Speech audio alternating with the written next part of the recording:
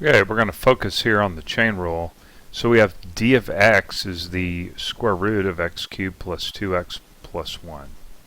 Now I want to rewrite this and get this out of radical form and put it into exponential form. And then what we're going to do is we're going to take this 1/2, bring it out front, right, just like the power rule, except now what we're going to do is, well, actually I first should say, then subtract 1 from the exponent, so that gives us a -1/2. So you're going to have to brush up on your fractions. But 1/2 minus 1 is -1/2. Now, what we're going to do here is we're going to take what's in parentheses, we're going to take the derivative of all this stuff here and chain it out. So the derivative of x cubed, now remember you take the 3, you bring it out front, subtract 1 from the exponent, the derivative of 2x, okay, is just 2, and the derivative of a constant is 0.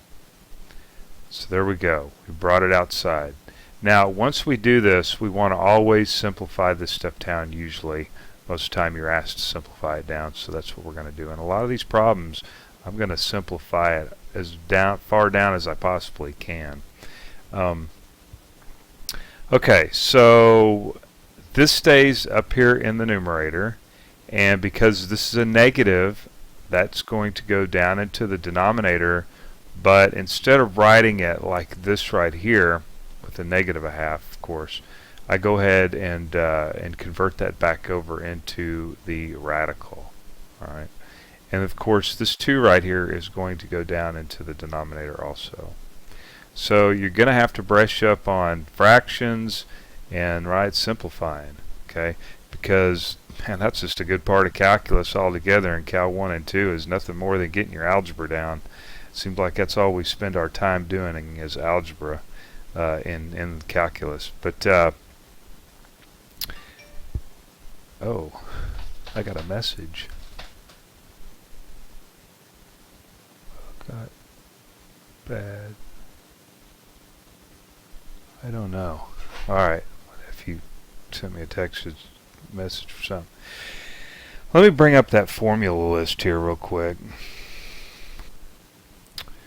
Okay, this guy right here.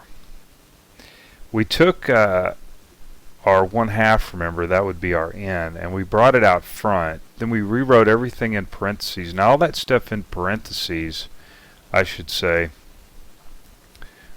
okay, is our u here.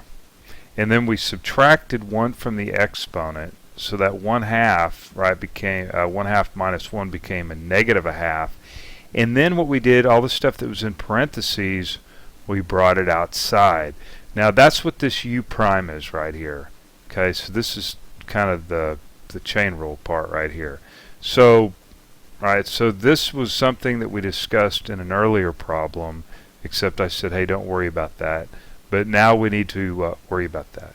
So this is it. This is the formula that we used basically to solve that last problem.